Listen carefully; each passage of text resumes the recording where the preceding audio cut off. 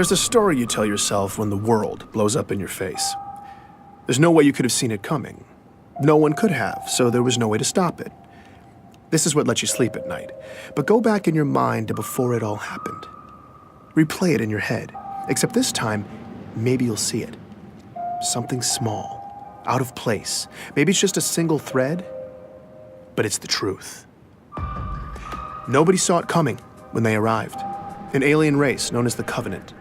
Before 2552, there was no way anything like that could ever happen on Earth. On one of those distant planets in the Outer Colonies? Maybe. But an attack on Earth? Couldn't happen. Until it did. It's called glassing. Covenant warships rain plasma down on a planet until everything and everyone on the surface melts. Usually it's complete world destruction. Earth only got a taste. The prolonged orbital bombardment destroyed East Africa, killing millions before it ended. None of us were safe anymore. But something else happened that day too. Or someone.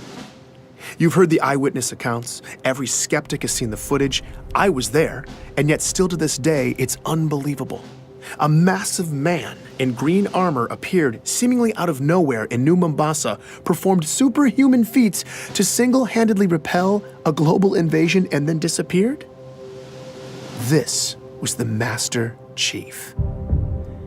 The Unified Earth Government's military body, the UNSC, eventually released a statement. Who he is, where he came from, and that he's continuing to keep us safe. And that was that. But who is the Master Chief? Where did he come from? Is he continuing to keep us safe? I'm Benjamin Giroux, and this is Hunt the Truth. For all us cosmopolitan Earth types who don't venture into the far reaches of space, there's a planet way out in the Outer Colonies called Eridanus II. If you're thinking of visiting, don't bother. It was catastrophically glassed in a Covenant attack in 2530. But 19 years before it got wiped out, our hero, Master Chief Petty Officer John 117, then known as John, was born in a metropolis called Elysium City. That's where I started. Do I remember him? Oh yeah, you don't forget a kid like that. That's Dion Govender. He chatted with me from his home in the Outer Colonies. Dion's retired now, but years ago he taught John at Elysium City Primary Education Facility number 119. Apparently schools in the Outer Colonies don't have the catchiest names. John was something else. He was sharp and quick, always evaluating the situation. Other kids just gravitated to him, you know? Dion seemed most excited to talk about John's athletic ability. The kids used to play King of the Hill after school. You know, the old game where you wrestle and push each other to try to be the last man standing. I would walk by sometimes, see him playing after school, you know, and without fail, I swear, it was always John standing alone at the top of that hill. Right. Yeah, every single day. Yeah. Matter of fact, I think the other kids ended up fighting for who got to be king halfway up the hill, because nobody was messing with John. I definitely remember John. You're going way... That's Ellie Bloom, another lifelong resident of the Outer Colonies. When she was young, she and John lived on the same street, just a few houses down. Well, he was a little younger than me, but I tell you, that boy did not look like a kindergartner. He was a big kid. My friend Katrina and I used to meet him in this vacant lot in the neighborhood. The three of us would build these obstacle courses out of random junk and then race. You know, just kid stuff. As Ellie talked about her early years in Elysium, it wasn't long before she was getting nostalgic. On warm nights, sometimes our parents would let us go out to the green space and lie in the grass. And we'd just lie there, stare up at the stars. It was a nice place to grow up. Finding Ellie was a huge win for me. When a planet's been glassed, tracking down former residents can be damn near impossible. Any records kept locally, paper, hardened data storage, even human memories, after a full-scale glassing, they're just gone. Thankfully, though, the Office of Naval Intelligence, or ONI, had furnished me with a list of interviewees. That's how I'd gotten Dion. But I wanted to go the extra mile with this story. So I'd hit up some of my old connections in the Outer Colonies looking for more sources. Ellie was my only hit so far. Did you keep in touch with John? No, I wasn't allowed to use Waypoint much when I was little. But I did keep in touch with Katrina. We still talk, actually. You know, she probably remembers John. I'm gonna tell her I talked to you. Wait, what was this for again? It's a military thing? Oh, no, John is the Master Chief. What? Yeah, John became the Master Chief. Like the Master Chief? Yep. no way. Are you serious? I'm not kidding you. I'm telling my God. That's crazy. Ellie lost her mind for a few minutes. I guess it's not every day you find out that your childhood playmate saved the galaxy. Oh my God, now I'm definitely telling Katrina. I mean, she is gonna freak out. All right, so maybe Ellie wasn't going to be much help.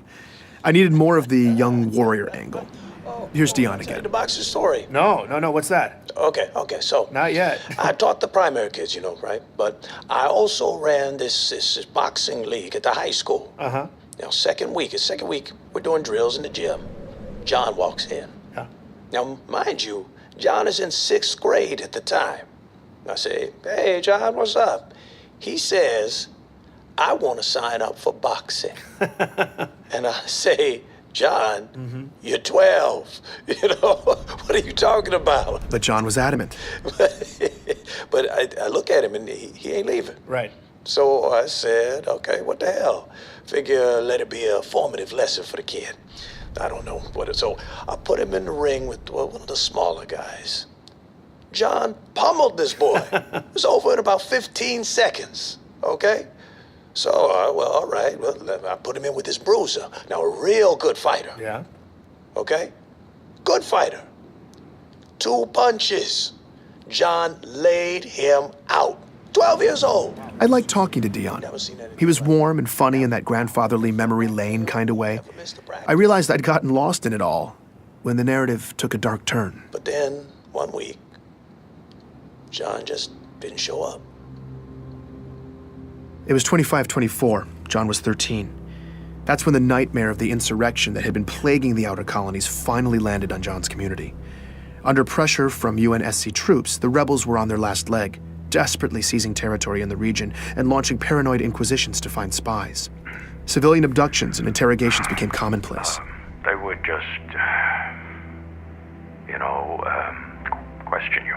Just these meaningless questions for hours and hours.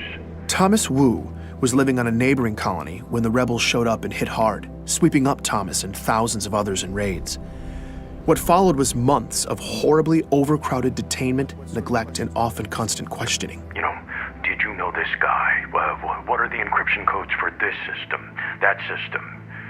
And you have no idea what they're even asking you. In the final couple months, Thomas says his captors started coming unhinged, and then toward the end, they just disappeared, They were gone. leaving Thomas and hundreds of others locked up, starving. I don't want to play this part of the interview, but I'll tell you, it got bad. He talks about being packed in like sardines, warm bodies, cold bodies, people dying in the dark, the smell. He doesn't know how long it lasted, maybe weeks, but Thomas and many others survived. They made it out. Well, we helped each other. We looked out for each other. And I mean that was the only way. We made it through to the liberation, and then we left. We never looked back. When I asked him where the survivors relocated to, Thomas began to list off which cities were safe for refugees at the time. Decades later, he can still recite them all from memory. I asked about John's hometown. Perth City. What about Elysium City? No. Insurrectionist cesspool. Yeah, no, they got it bad there. Dion Govender confirms this. In Elysium City, people just disappeared back then. Just happened. Once the insurrectionists took over, whole neighborhoods just got scooped up. This went on for months. Every day. He talks about watching his community get torn apart slowly, every day. I asked him about John. Yeah. Him and his parents. Sean missed the first practice and the last one. Back then, it seemed like everybody had... I'm sorry. No, it's fine. Take your time. It was hard watching Dion break down like this. He just looked defeated. These kinds of interviews are brutal. I wanted to comfort him, but it just felt condescending. Like I have any idea what it was like for him. So we were quiet for a bit. Before we ended, though, he said this. I think that If anything good can be said to have come from all of this, it's that everyone who went through it can know that their struggle wasn't for nothing. When you have a young man who can rise up from something like this and do what John has done, he honors all of us. Dion believed in John, the way the rest of us believe in the Master Chief. He made it seem like this tragedy that shaped him was almost necessary.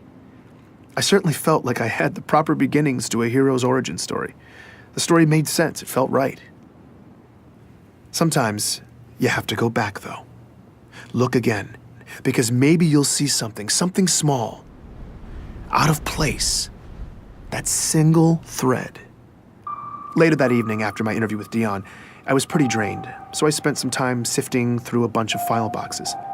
I'd paid this scavenger in the Outer Colonies to dig around and send over any Elysium City documents she could find.